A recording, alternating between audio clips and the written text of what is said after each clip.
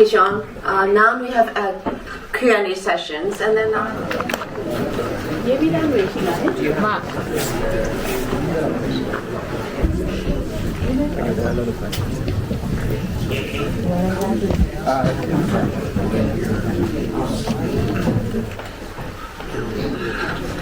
For the question I'm going to push forward for myself is one of the things, one of the important episodes that's happened, of course, was that weekend before the coup.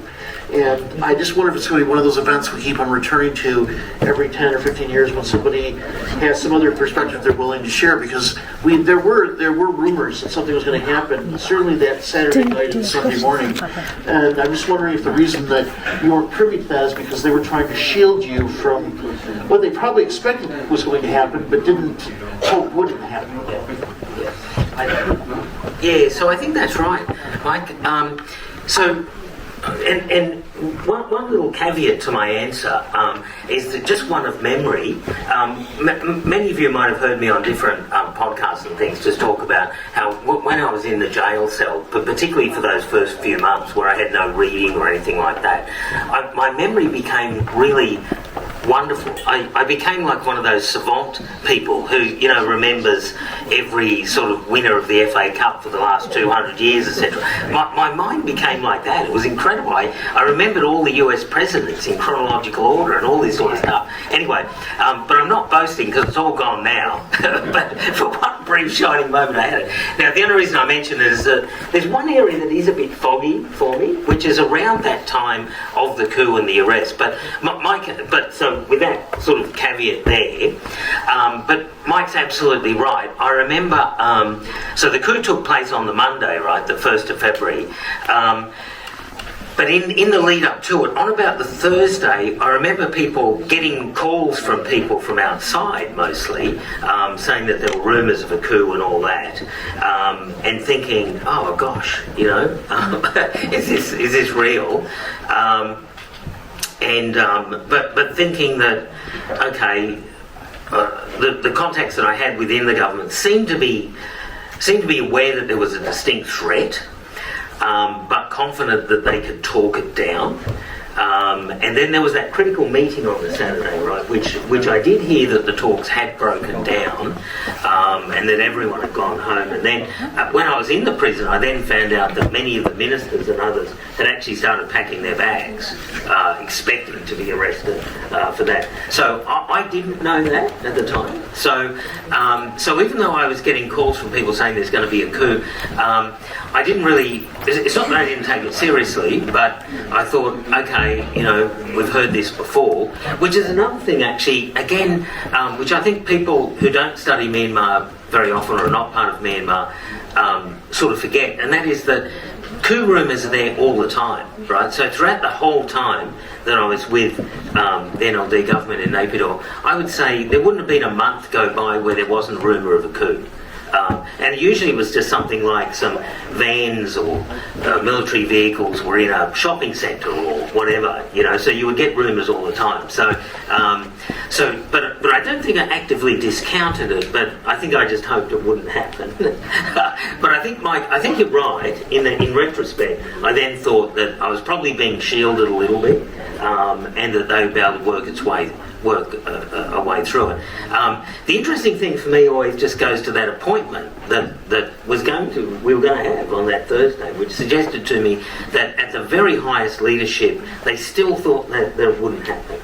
That's my gut feeling. It's not. I think there's lots of other parts to that story, but my own impression is that at the highest levels, the risk was really high, but I think they thought there would be some reprieve. That's sort of my gut feeling on that. Sure. There are a few questions. Cool. Yeah. Okay. Well, I might just read. This is a good one. So, anything you would have done, advised with differently, with respect to dealing with the military and/or the economy during the NLD years? Yeah, I think that's a great one because, and I think there's one particular thing. And that is the NLD government, in retrospect, needed to be much bolder more quickly. I think there was a view, which seemed reasonable, right, that they got into government and the idea was to try and bring everyone with them, right? So the existing civil service, the military, and I think a number of mistakes were made on that front. The idea that you needed to sort of conciliate, compromise a bit to bring these elements with you, when in retrospect I think we can see that those elements were just locked in. There was, and so I think probably, again with the benefit of hindsight, going for sort of what economists sometimes, and they get sort of attacked for this, but in this case I think it was probably a better strategy, would be sort of shock therapy. You come in, you do the big reforms early, while you've got lots and lots of political capital, right? So as we know, because of the atrocities in Rakhine and so on, the government's political capital slowly dissipated, or quickly dissipated, across the period of government. But right at the beginning it had immense political capital, domestically and internationally. And I think had they gone for the military at that point, particularly over things like the military budget, over which the civilian government had no control, but I think perhaps if that had been elevated really early, but likewise dramatic reform to the civil service, because the civil service throughout that whole 5 years were a constant block all the time to everything, and very often not obviously, not directly, but indirectly, just through drip, drip, drip of delay and all that. So I think dramatic reform to the civil service right from the get-go would probably have been a better thing. 3 takeaways from Unlikely Prisoner. Gosh, 3. I'm not sure if that's too many or not enough. It could go either way.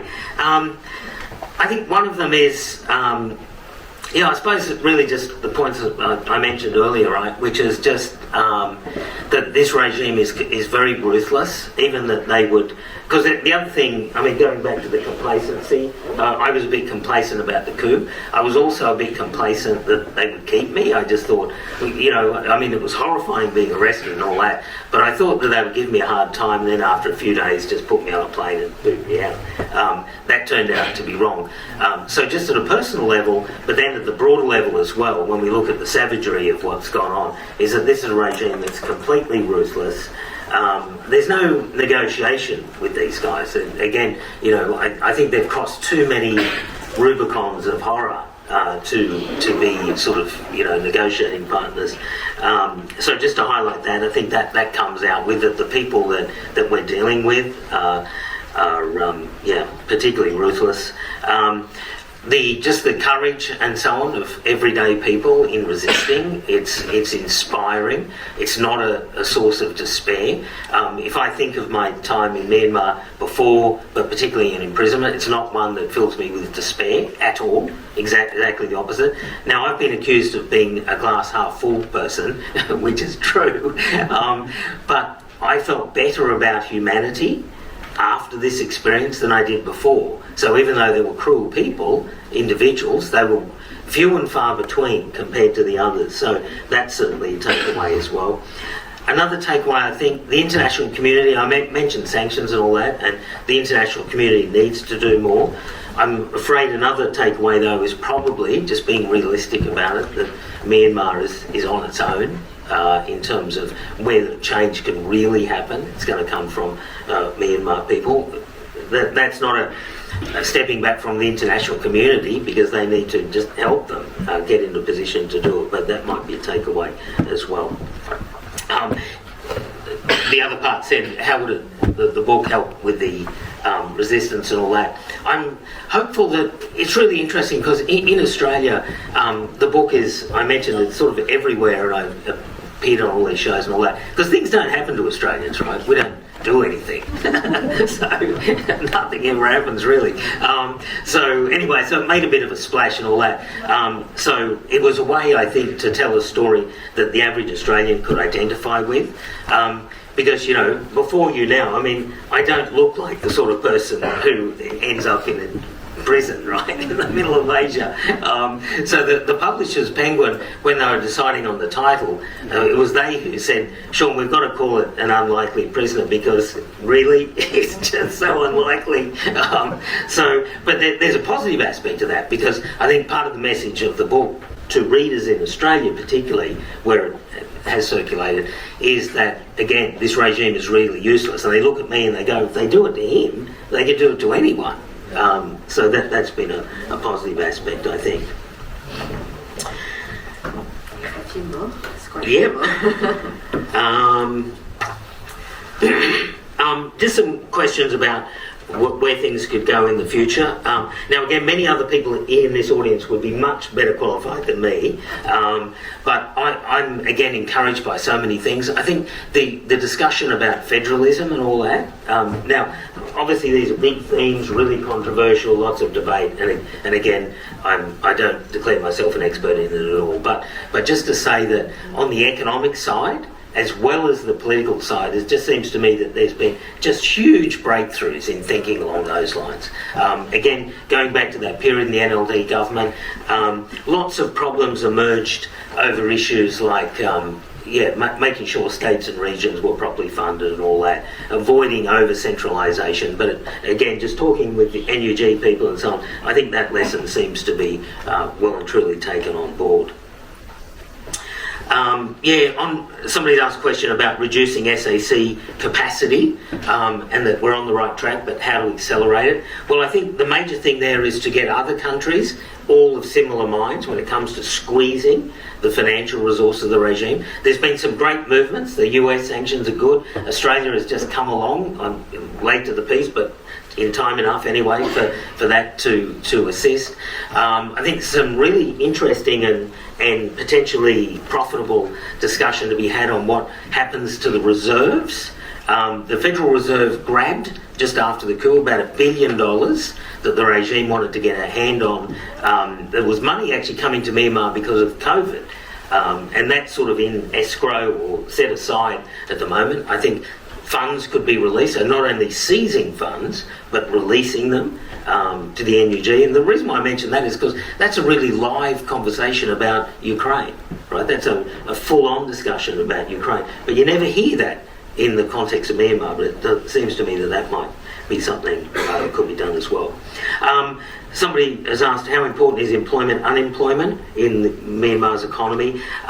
Look, it's terribly important. I mean, I never mentioned it only because data is really difficult, because in Myanmar it's not like in a country like England or Australia where if you're unemployed you can get assistance and therefore you count as unemployed. If you're unemployed in Myanmar you don't get any assistance, you've got to do something. So in other words, there's really not unemployment in a way because you have to do something to survive. Now, I'm not saying it's not formal employment, but so in a sense, unemployment in Myanmar is underemployment and it's survival, right? It's scratching around at subsistence, and that's terrible. And the loss of human resources and so on, the lack of education, lack of opportunities, the stunting of individual ambitions and hopes and all that, and the broader cost of that is immense. So, but that gets us to the bigger question of how you need to reform the economy and get Myanmar to follow in the same trajectory or similar trajectory to the economies of East Asia, the tiger economies and all that. And there's a great discussion to be had about all of that. And again, though, I'm really optimistic about the things that I've seen from the opposition movement more broadly. The discussion of all of this stuff is much better, it seems to me, than it was, say, back in about 2015. So I'm totally confident that there's no intellectual barrier to any of this. There's certainly no need for people like me, by the way, to assist on that, because I think the thinking that's been done on this is, I can't imagine anyone being able to improve on it. Somebody's asking about hard currency, about gold. This is interesting, right? Because the key relationship is Russia. Now, what's interesting about Russia is that Russia is now increasingly insisting on being paid in gold. And when you think about it, that makes sense, right? Because most other countries, China particularly, will accept US dollars. They want US dollars. They won't accept JAT. They won't accept their own currency, but they will accept US dollars. They want US dollars. But Russia is the exception, because, of course, that makes Russia more vulnerable to the US. And so what will Russia take? Well, Russia will take gold. And so that's interesting, right? Because again, it opens another point of potential vulnerability to the regime. Because the one thing about gold is that it requires physical movement. Now, in the normally functioning world, it doesn't require physical movement. you can buy and sell gold with a certificate of gold. You know, you can, derivative instruments, you can trade in gold in all sorts of ways. But in the sort of low trust environment we're talking about here, we're talking about physical shipments of gold, and that brings up point of vulnerability. So I think that's actually an interesting area again, for further study perhaps. Just the issue of ethnic areas and economic policy. I think that was, again, an area of failure within the previous government, within the Democratic government, but a failure not of will or not of understanding, but I mentioned the problems of the civil service and all that. I think it became very, very difficult to implement policies of decentralisation and much greater sensitivity to different needs of different parts of the country when it came to economic policy making. I think that's changed, again, just from what I observed and what I listened to, but it was certainly a real issue at the time.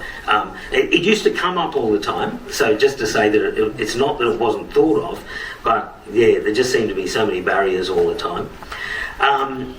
Somebody's asking about China. China's interesting, right? And the implication here, like, are they exploiting the situation to invest in some of those BRI projects, running roughshod over environmental considerations, things like that? The short answer to that, of course, is yes. I don't think there's any question about that. China's relationship with Myanmar is odd in all sorts of ways, but it's certainly transactional. What can we get out of it? And a weak Myanmar, but not a Myanmar that's completely fallen apart, is in China's interests. So my own view is that China doesn't want a vibrant democracy next to them, but at the same time it doesn't want a country that's in war all the time, because Chinese investments then become more vulnerable. They want that halfway house, right, of a functioning dictatorship or functioning authoritarian regime next to them, but a little bit weak so that they can push deals through. But anyway, they haven't got that. So it seems to me that even though China, I suspect, welcomed the coup, that they've sort of got the tiger by the tail now, and it's very difficult to do things like Jiaopu and all that sort of stuff when you've got no physical control over a lot of the areas. But yeah, an interesting question on that. The whole China thing, we might get a chance to talk a little bit more later about that too. Somebody's asking about international support compared to Ukraine and Palestine and so on. I mean, yeah, it stands out, right? I mean, there's so many indications just that Myanmar is, you know, right up there in the league tables of horror and of violent death and of criminality, right? That report that came out a couple of days ago just about how Myanmar is a criminal state. Yeah, so, yep, I can only agree to that. I guess that's where it sort of falls into our lap, right, to try and agitate to ensure that people do pay attention to it. Somebody's asked about will imposing sanctions on Myanmar again, I think, damage the economy, I think. One of the points I often make is that when it comes to sanctions, I mean, sanctions don't come without collateral damage, right? Of course, they will damage the economy, there's no question about that. But when we look at Myanmar, it's very, very clear that the biggest sanctioner on Myanmar is a guy called Min Aung Hlaing, right? I mean, he's pulled the country out of the international system. He's the imposer of sanctions, dramatically so. So the level of destruction of the economy far exceeds anything that sanctions could ever do. So the only question we have to... and we don't want sanctions anyway, right? You don't want sanctions. There's nothing positive about sanctions. It's just a matter of, can they change things? And, you know, I mentioned earlier about reducing capacity. Then somebody's asking about the role of Myanmar's neighbours, China, which we've touched upon a bit, India and ASEAN. One can only be disappointed in India, right? The world's largest democracy and all that. It's hard to know what the game is there. ASEAN, I guess ASEAN as being ASEAN, right? Lots of hand-wringing. That's about it. The support from the role of China and Russia. It's interesting, Russia, and again, people here I know are from Myanmar. I can see many people around at this time. Russia's growing role in Myanmar was there well before the coup. We used to see them all the time in Naypyidaw. Huge numbers of Russian advisors, military people and all that hanging around the hotels. Most of them up in Pin Uluwen and places like that, but doing all sorts of things and staying hidden. And it was very, very odd. But yeah, certainly Russia, of course, is the only friend. But having said that, they're not much of a friend either, right? They're insisting on their gold deliveries.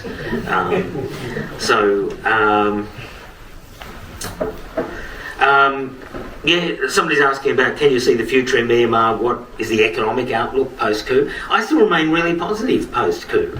First up, just to say that when the economy is sunk so low, the bounce back is going to be really severe. So if one can be optimistic for a moment, hang on to your hats for that, right? So the deeper an economy goes, the more quickly it'll come back to some degree of normality and some opening, and so there'll be disproportionate effects. Every dollar of foreign direct investment, for instance, is much more when GDP is $500 a person than it is at, say, $4,000 a person. So the bounce back, I think, could be quite extraordinary. Having said that, though, of course, Myanmar faces many more headwinds now. The old model, the Tiger model, may or may not be available anymore. We can see the world is splintering and the value chains, production chains, all that are becoming much more difficult. On the other hand, a large part of the world is looking for alternatives to China, right? And Vietnam is grabbing all of that, seemingly, at the moment. Whether it is or not, or whether they're just changing labels is a separate question, of course. But anyway, but Myanmar, it seems to me, could slot into that. So, there might be some optimism on that as well.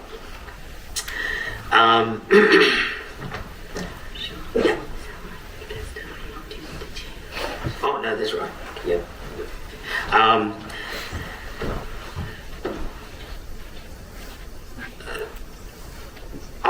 Oh, this is interesting.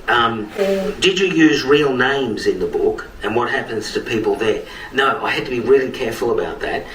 In the book, though, I'm very, very clear. Every single person who has a name that's not their real name, I actually say that. I say this is not their name. I don't actually say their real name is.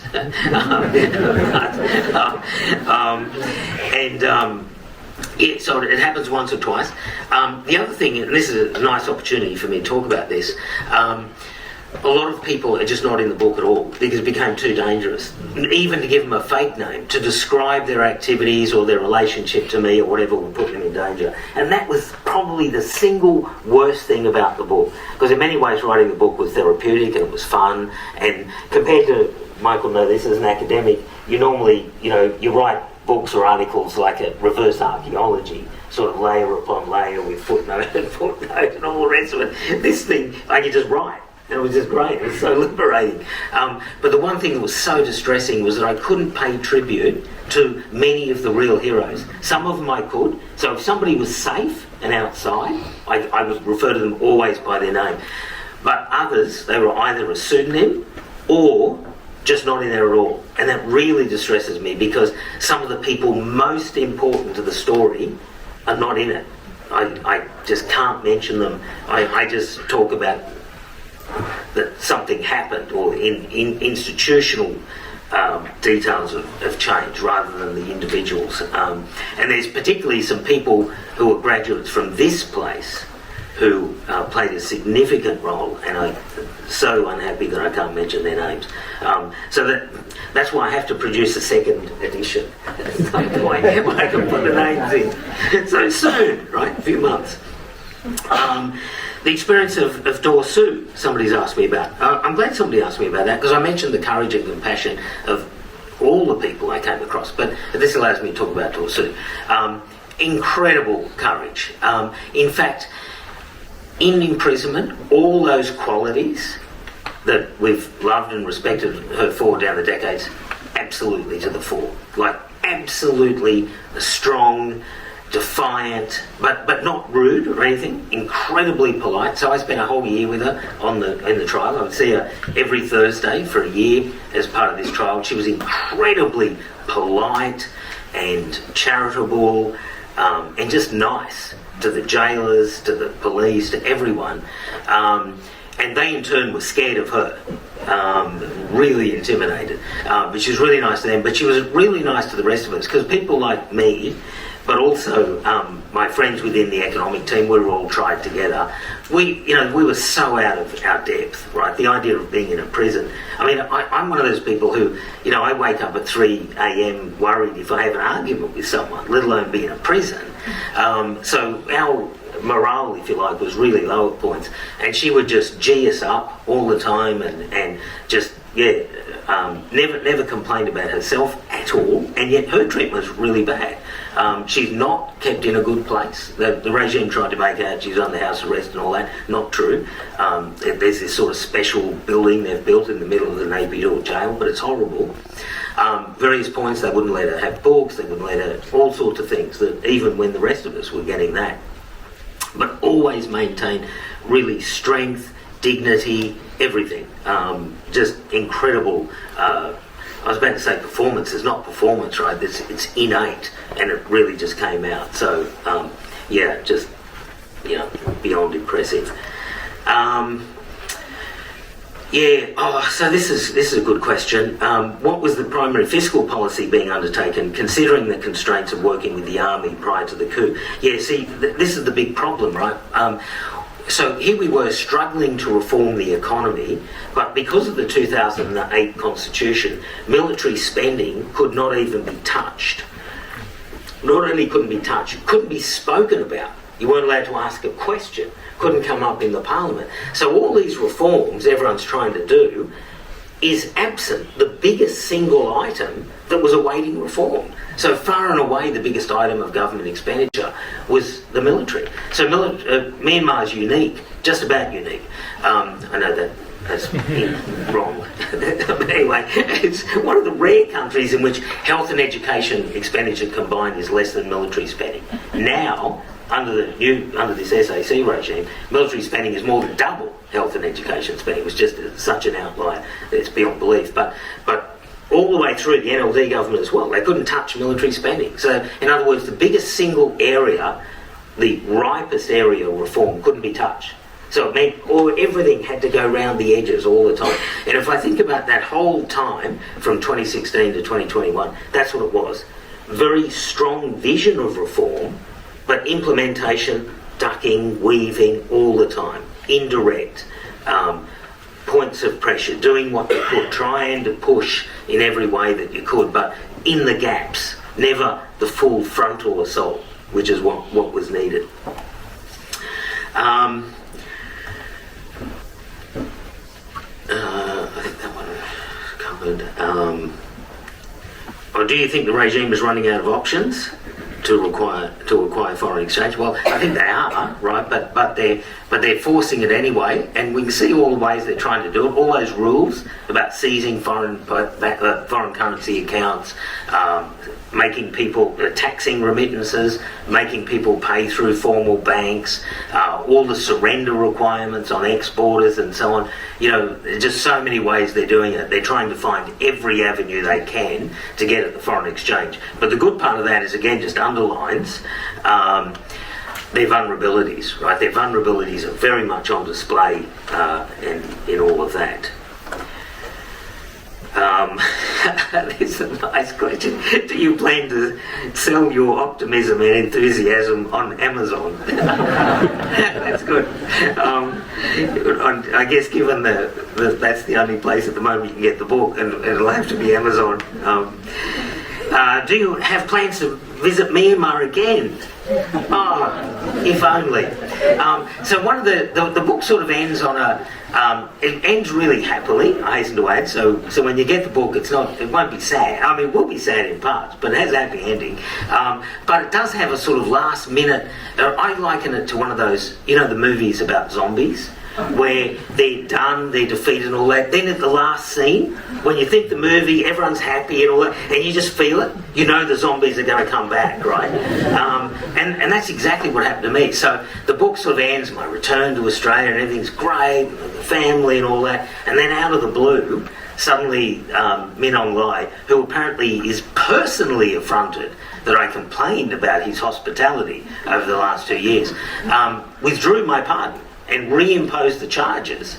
And so I'm actually a criminal. I mean, and I'm convicted of that anyway, but I mean, I'm a criminal at large, according to Men Online. So anyway, that means, unfortunately, I can't go to Myanmar because I'd be arrested as soon as I got there. And I have to be very careful just more broadly travelling and things like that. So, but I'm desperate to go there. Sometimes, but many people in this audience must get the same things, right?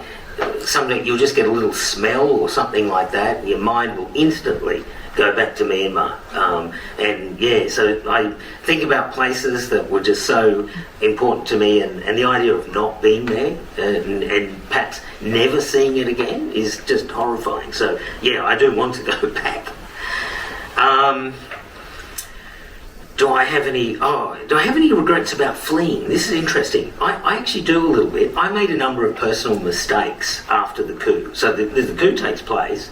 And one of them, I think, is just a natural sort of human thing. Firstly, a little bit complacent, as I mentioned. I think I thought a little bit too much that, yeah, they're not really going to touch me. They'll just arrest me, give me a fright, and then let me go. But I also, so I made a mistake on that. I think I also made a mistake in a way that when you're in a situation like that and all your friends are being arrested, all my Myanmar friends, my close companions, and all the reformers and all that, they're all being detained. I hesitated about going because I didn't want to be that guy, right? The foreigner who just gets out. And I don't mean this is not a thing of courage or anything like that. It's just the avoidance of shame, right? And so I think I subconsciously just sort of hung around for a while.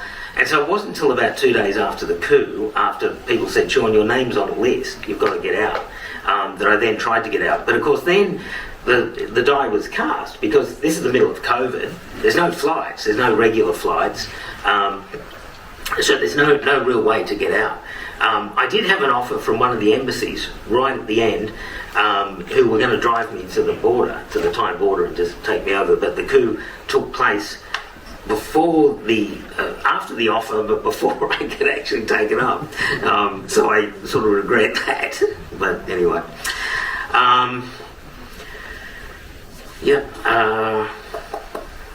Reducing capacity.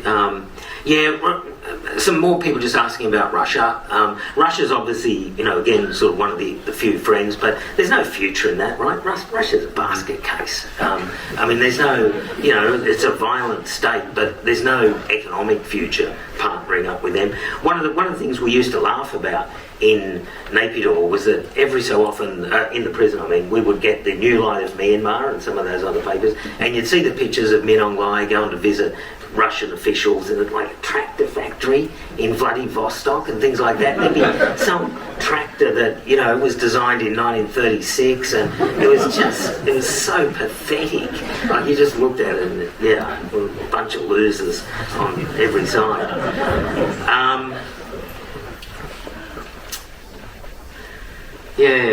Again, lots of things about the Chinese government. Like I mentioned earlier, I think, that China's got the tiger by the tail a bit and must be horrified at what's happening and looking at its options. There's an interesting... one of the things that I want to do at some point is to... there's a bit of a view around that Daw Suu and her government were vaguely pro-China.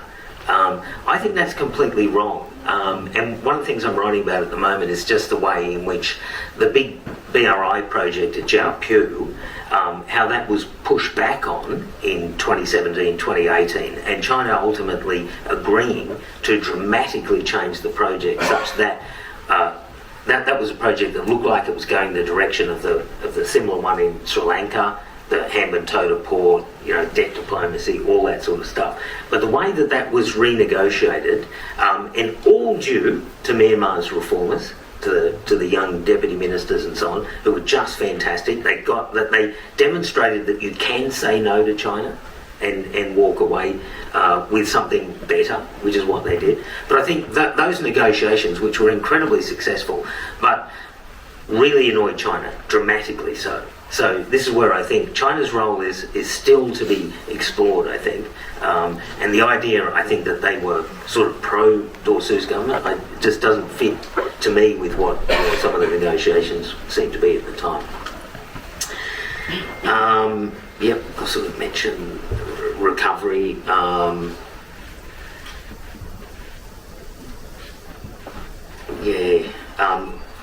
Lots of people ask similar sort of questions about Ukraine, comparing Myanmar to Ukraine and all of that. So somebody's asking me about what would be the starting point for revising the economy. Again, this is another area where I'm quite optimistic. Apart from the quality of people within the opposition movement, that's the most positive aspect, but just to say what to do next is actually comparatively easy. And part of that is because of the grotesque mismanagement of the SEC and how much they've pulled the economy down.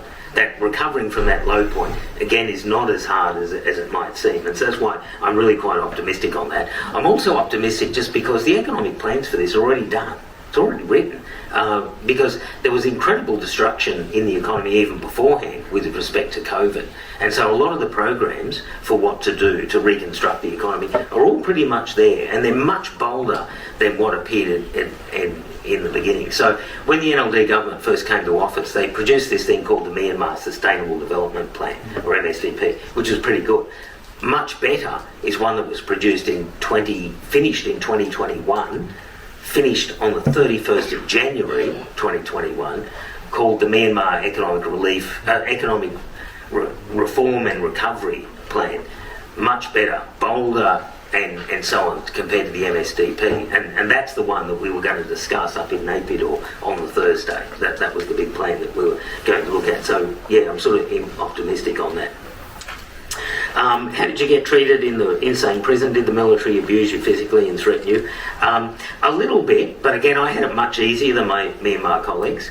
I had one guy, a military intelligence guy, who held a cigarette lighter to the back of my head that singed my hair. And then another guy sort of gave me a whack over the head, but that was sort of the only physical violence on me.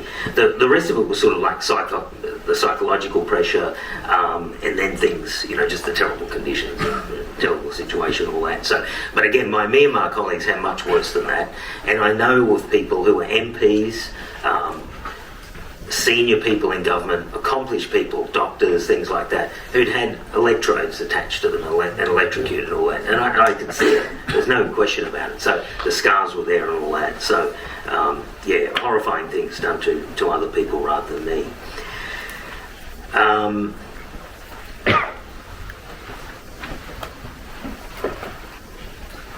Somebody just asking about debt and how could an economy like Myanmar's deal with the debt and all that.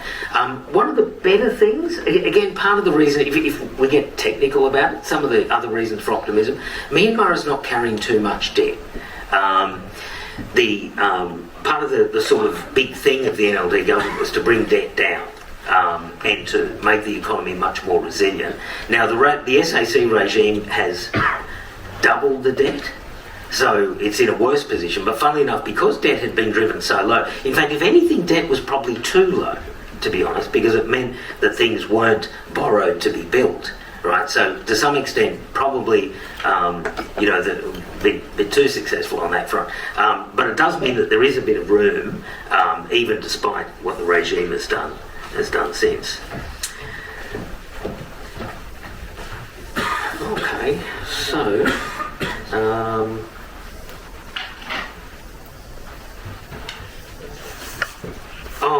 now this is good. Somebody's written a very lovely message just saying thank you and your wife for reading your audio book. So this was really good. The Penguin agreed, they wanted me to read it because they said in audio books normally if it's a fiction book we'll get George Clooney to do it, right? But because it's me, they said, why don't you read it? So I did. But then they came up with a stroke of genius where they said, and you've got in the book all of these letters that your wife wrote to you, get her to read her bits. And so in the audio recording, you'll hear my voice and then my wife's voice and all that. It worked really well. But the one thing I wanted to leave you on there, and I think we'll move on to finish up. I have one final question. Okay. So just one little anecdote, or not anecdote, but just a little thing to say. I think the hardest thing I've ever had to do in my life is read that audio book. It's so hard. You go into a booth and you put the earphones on and all that, and the book appears in front of you like on an iPad. and you've just got to stream up it as you're reading along. But it's so hard because, of course, if you make a mistake, a single mistake, you've got to go back to the beginning of the paragraph. And also, you know how, like, sometimes you get a sentence that starts at the bottom, but you haven't been quick enough to stroll upwards. So you begin with a sentence, and your voice starts to go upwards, and then you push on forward, you see that there's a full stop. And so then you've got to, it's so hard to get the rhythm. Anyway, I used to get completely exhausted. I don't think I've ever had to do anything harder than do the reading of that book. But, well, can I ask just one last question, just to wind up? Yep. You mentioned how, if I understood correctly, when you came back from Naypyidaw was to death row, right? And how the current regime, or the military, the military is not vulnerable to charges of ethnical trespass and this kind of thing. What was their end game with you? What was the plan? What did they seek to achieve by doing this with you? That's still not clear to me. I haven't read the book, obviously, but maybe if you could explain what you think is the case. No, it's interesting, Mike. So, and I think this relates to the question that I had right at the beginning, that I thought they would let me go. And I maintained that for a long time. I lost confidence of that when they charged me. And when they charged me alongside Dorsu and the other ministers, at that point, I knew I was going to be there for a long time, because I knew the trial would last for a full year. But just to say, mate, that I always thought their motivation for releasing me was the same as at the beginning. That it didn't make any sense to arrest me because there was all this extra publicity against them, like what we're doing right now, right? So another area for them to be attacked. And so I thought, in the beginning, they're just going to get rid of me. And then I maintained that all the point up to being charged. And then I thought, okay, what they're really wanting to do now, they're going to keep me here for a while, they're going to get Australia upset and other countries upset, but they'll live with that because they'll use me to attack Dorsu, right? They'll say that she was, and they did say this, that she was my agent and I was the spy, right? And so pulling the strings, right, of everyone. So I think for a while then that became the narrative, but my own feeling, Mike, is that all along they were just going to get rid of me, but they wanted just to keep me long enough, I think, to make sure that they pinned those set of charges against her. And then I think they kept me a few months more just to basically extend the middle finger to Australia and others. But I think they always intended to release me because it just didn't make any sense. And I was also tying up too many resources because even though they mistreated me and they didn't get proper food or anything like that, but they were always really anxious that I was going to die on them. So every week someone would come around with one of those, the puffer things for your breath all the time. So I knew what my blood pressure was the entire time I was there. So thanks everyone.